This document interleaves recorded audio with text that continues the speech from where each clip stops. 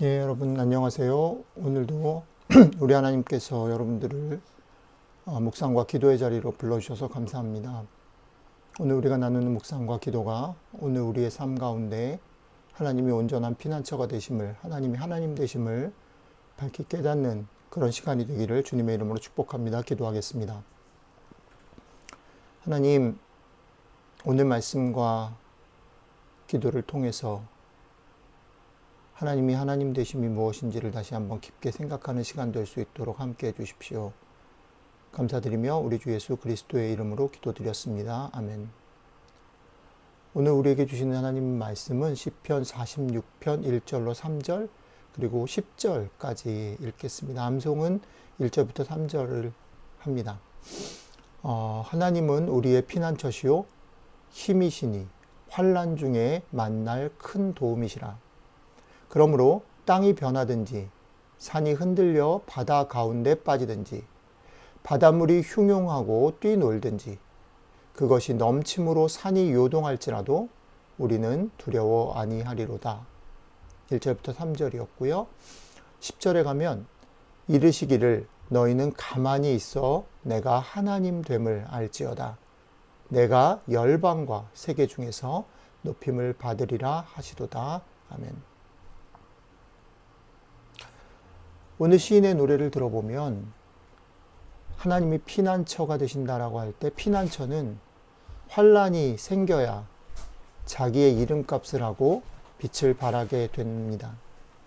시인의 노래에 따르면 땅이 변하든지 산이 흔들려 바다 가운데 빠지든지 바닷물이 흉용하고 뛰놀든지 그것이 넘침으로 산이 요동하는 일이 닥칠 때에 피난처가 빛을 발하고 우리는 그 피난처의 보호하심, 그 은총 안에서 두려움을 넘어서는 복을 실제로 경험하게 되는 것입니다. 그런데 이것을 역으로 생각을 해보면, 우리 쪽 편으로 생각을 해보면 우리의 생각과 기대를 훌쩍 뛰어넘는 상황에 도달해야 우리는 우리의 믿음이 무엇을 얼마나 의지하고 있는지를 판별할 수 있고 판별받을 수 있다는 말일 수도 있습니다. 이어지는 시인의 제가 읽은 10절 부분의 노래의 결론 부분이 이것을 오늘 우리에게 보여주는 것입니다. 시인의 노래를 다시 한번 읽어보겠습니다. 이르시기를 너희는 가만히 있어 내가 하나님 됨을 알지어다. 내가 열방과 세계 중에서 높임을 받으리라 하시도다. 시인의 결론 부분의 하나님의 말씀에 따르면 기도라는 것은, 신앙이라는 것은 철저히 가만히 있는 것입니다. 어쩌면 가만히 있는 것은 너무나 쉬워 보이고 가장 게으르고 무책임해 보이는 것일 수 있습니다. 그런데 그것이 기도라고 말하는 것입니다. 한번 상상을 해 보십시오. 집안에 어려운 일이 생겼습니다. 여러분들 집안에 누군가가 아픕니다. 당장 돈을 갚아야 되는 돈이 필요합니다. 직장을 잃었습니다. 어떤 반응이 자연스러운 반응인가요? 이런 상황 속에서 가만히 있어라 라는 명령은 어떻게 받아들여지실까요? 사실 시인이 하나님의 말씀이다 라고 노래하는 이 노래는 역사적인 배경이 있죠. 출애굽 이후에 홍해 앞에서 사면 초과가 된 모세에게 하나님께서 주신 말씀을 떠올리며 이 노래를 부르고 있는 것입니다. 뒤에는 쫓아오는 애굽의 군대가 있고 앞에는 넘실대는 홍해의 파도가 있습니다. 그리고 이런 상황 속에서 이스라엘 백성들은 온갖 불평을 쏟아내면서 모세를 주목하고 있습니다.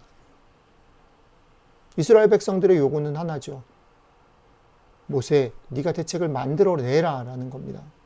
대책을 만들어내라. 이런 가운데 하나님께서 모세에게 하신 말씀입니다. 너는 가만히 있어. 내가 하나님 됨을 알지어다. 자주 말씀드리는 거지만 이 말은 그러니까 우리의 일상 가운데 살아가는 삶 속에서 우리 자신이 최선을 다해서 해야 할 일을 하지 말고 그저 나무에서 감이 떨어지길 기다리거나 복권이 당첨되기를 바라는 그런 명령, 그게 신앙이다 라고 말하는 것이 아닙니다. 그런 면에서 우리의 기도는 요행을 바라거나 그저 손을 놓고 아무것도 하지 않아도 잘 될 거야를 외치는 정신 승리, 그것의 주문일 수 없습니다. 그렇다면 무엇을 말하는 걸까요? 우리가 최선을 다하고 애를 쓰고 수고하고 땀을 흘려야 하는 것 맞지만